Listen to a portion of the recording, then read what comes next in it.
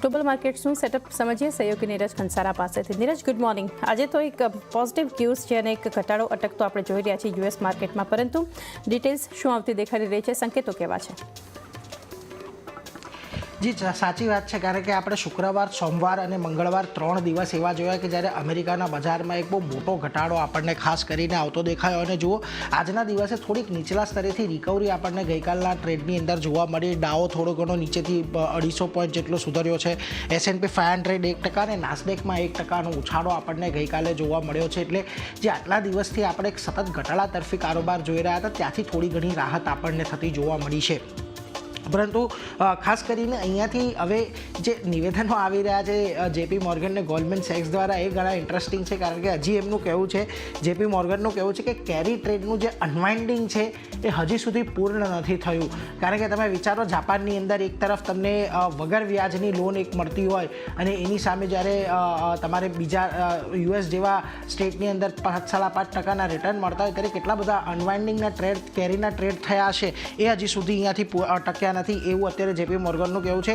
Global હેજ funday બીજી તરફ ચીનની અંદર હવે પોતાની જે પોઝિશનો છે એ વધારી દીધી છે. કારણ કે આપણને ખબર છે, છેલ્લા ઘણા સમયથી અને કોરોનાની જે સમસ્યાઓ હતી ત્યારબાદ પણ હજી સુધી ચીનમાં રિકવરી નથી આવી શકી. એટલા માટે ત્યાં આગળ કોઈક મોટું રાહત પેકેજ આવે અને એ રાહત પેકેજના જોર પર ત્યાંના બજારો ચાલે, એવું વિચારીને ગ્લોબલ હેજ ફંડ્સે ચીનની અંદર તેમની પોઝિશનની અંદર વધારો કર્યો છે. એમની એક જ આશા છે કે અહીંયાથી કોઈક બહુ મોટા રાહત પેકેજ આપણને ચીનની અંદર આવનારા સમયમાં જોવા મળી શકે છે. જોકે ગોલ્ડમેન સેક્સનું પણ કહેવું છે કે હેજ ફંડે જુલાઈની અંદર પોતાની જે હોલ્ડિંગ્સ છે એની અંદર અહીંયાથી ખાસ કરીને વધારો કર્યો છે. એટલે આ બધા પર તો એક ખાસ નજર રાખવાની છે. આ બધાની વચ્ચે જાપાનના જે ડેપ્યુટી ગવર્નર છે બેંક ઓફ જાપાનને, એમનું પણ નિવેદન આવ્યું કે જે અર્થતંત્રની પરિસ્થિતિ છે એ પ્રમાણે જ અમે વ્યાજદરની અંદર ફેરફાર કર્યા છે. જોકે એની વચ્ચે આજે તમે જુઓ, એશિયાનો ટ્રેડ પણ તમને થોડો ઘણો પોઝિટિવ દેખાઈ રહ્યો છે. નિક્કેઈ આજે સારી એવી તેજી સાથે આપણને કામ કરતા દેખાઈ રહ્યું છે. એક તરફ 2-2.5% તેજી છે.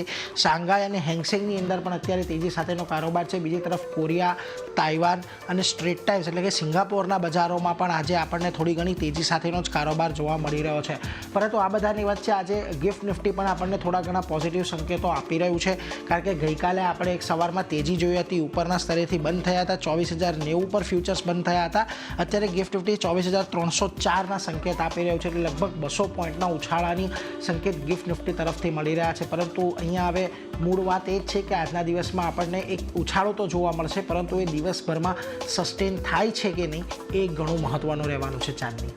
જી, નીરજ.